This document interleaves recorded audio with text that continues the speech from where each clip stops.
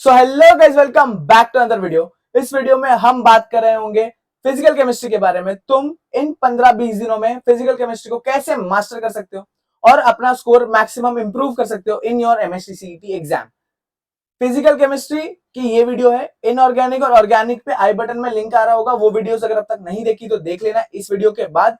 तो तुम्हारा केमिस्ट्री का एक पूरा सेक्शन हमने कवर कर लिया है, फिजिकल केमिस्ट्री, ऑर्गेनिक, इनऑर्गेनिक। तो ये वीडियोस तुमको बहुत हेल्प करेंगे इन योर एग्जामिनेशन। तुमको अगर इसके हिसाब से प्लान प्लॉट करके अपना गए तो तुम मैक्सिमम स्कोर कर सकते हो। 40-45 मार्क्स तो इजीली स्कोर किए जा सकते हैं in your chemistry exam. Okay, before moving on, description box में व्हाट्सएप ग्रुप का लिंक मिल जाएगा। अगर अब तक व्हाट्सएप ग्रुप में नहीं आए हो तो आ जाना। काफी मटेरियल वहां पे मैंने प्रोवाइड किया हुआ है और भी मटेरियल इवेंचुअली प्रोवाइड करता रहूंगा। तुम्हारे कॉलेजेस का लिस्ट, बेस्ट कॉलेजेस कौन से है, कितना किसका कट ऑफ होता है, मार्क्स वर्सेस परसेंटाइल, तुम मुझे पर्सनली अप्रोच भी कर सकते हो। भैया मेरा ये डाउट है, आप मुझे सॉल्व कर दो, ठीक है, वो भी हो जाएगा। मूविंग ऑन, बात करते हैं how to start physical chemistry.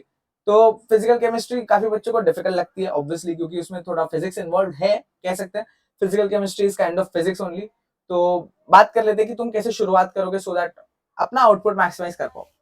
पहला, Bible of chemistry. Bible of chemistry क्या है? बाइबल ऑफ केमिस्ट्री है या तो तुम्हारा एमएसटीसी महाराष्ट्र बोर्ड का टेक्स्ट बुक, या फिर कह सकते हो एनसीईआरटी, जो भी तुम पढ़ते हो। अगर तुम सीबीएसई बोर्ड से थे तो तुम एनसीईआरटी कर सकते हो। अगर तुम महाराष्ट्र स्टेट बोर्ड से थे तो बेस्ट बात है, तुम्हारे पास टेक्स्ट बुक पड़ा है, टेक्स्ट बुक अच्छे से पढ़ना है फिजिकल केमिस्ट्री के लिए। ऑल राइट, अगर तुमने 2 साल ढंग से पढ़ाई की है तो तुम्हारे पास नोट्स होंगे। नहीं है तो कोई बात नहीं, नोट्स नहीं है तो बनाने अब मत जाना। लास्ट के 20 दिनों में टेक्स्ट बुक लेना, टेक्स्ट बुक में अपनी मार्किंग मार्किंग करना और उस हिसाब से क्वेश्चंस वगैरह सॉल्व करना।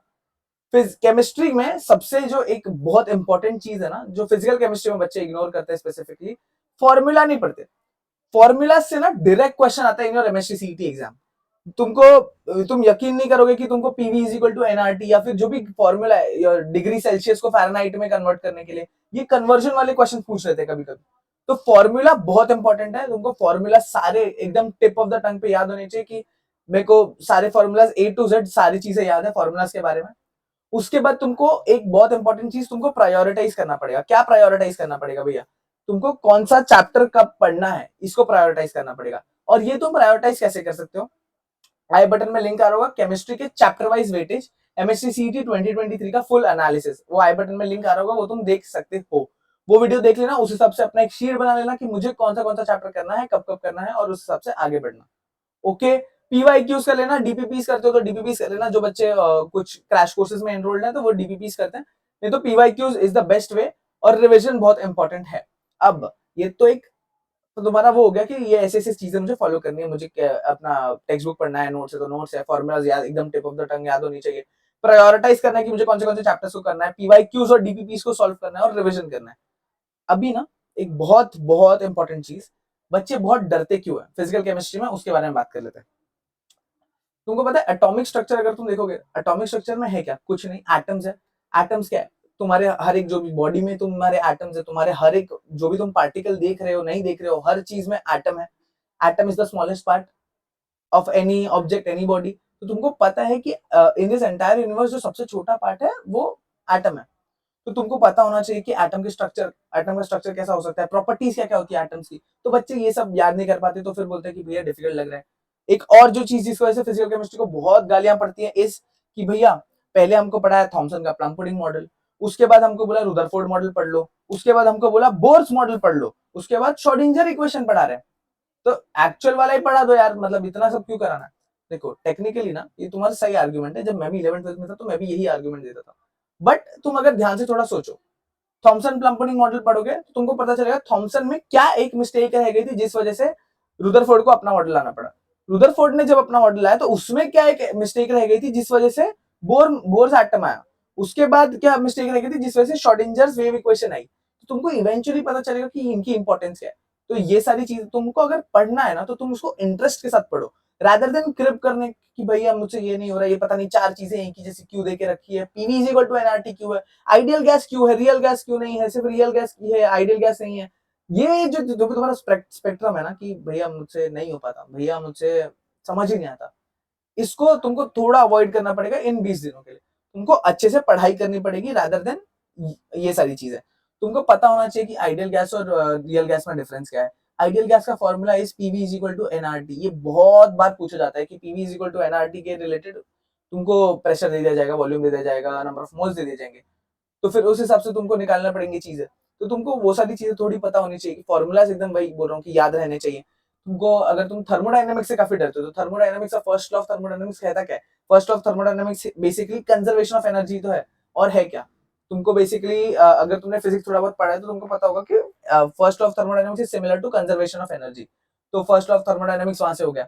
सेकंड लॉ ऑफ ये सेकंड लॉ ऑफ थर्मोडायनेमिक्स क्या है? एंट्रोपी के बारे में बात कर रहा है। उसके बाद फिजिबिलिटी ऑफ रिएक्शन के बारे में बात कर रहा है। केमिकल काइनेटिक्स है, रेट ऑफ रिएक्शन के बारे में बात कर रहा है। अगर मम्मी ने एक दही बनाया है तो दही दूध डाला है, दूध को फाड़ा है, उसके बाद उसके अंदर थोड़ा सा कर्ड डाला है, तो अब वो दही के लिए एक एक्यूरेट टेम्परेचर चाहिए, तो वो उस टेम्परेचर में ही बन सकता है। बहुत गर्मी होगी तो शायद दही नहीं बन पाएगा।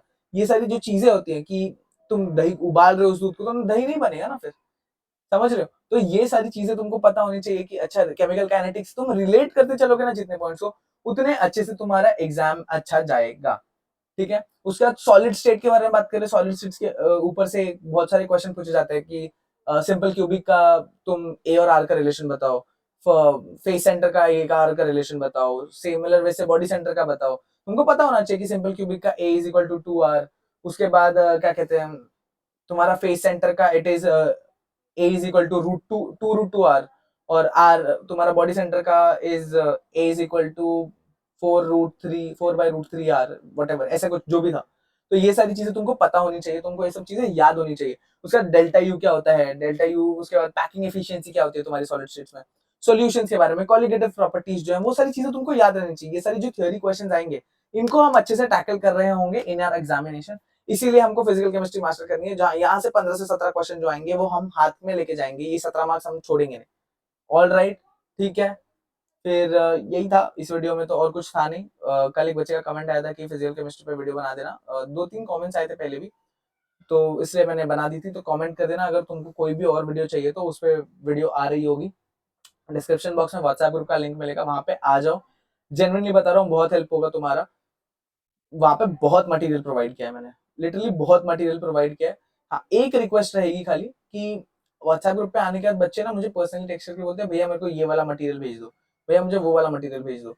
तो इट इज नॉट फीजिबल कि अभी 500 बच्चे ग्रुप में है तो मैं 500 बच्चों के अलग अलग ऐसे रिक्वेस्ट की एक मटेरियल उनको पर्सनली व्हाट्सएप करूँ।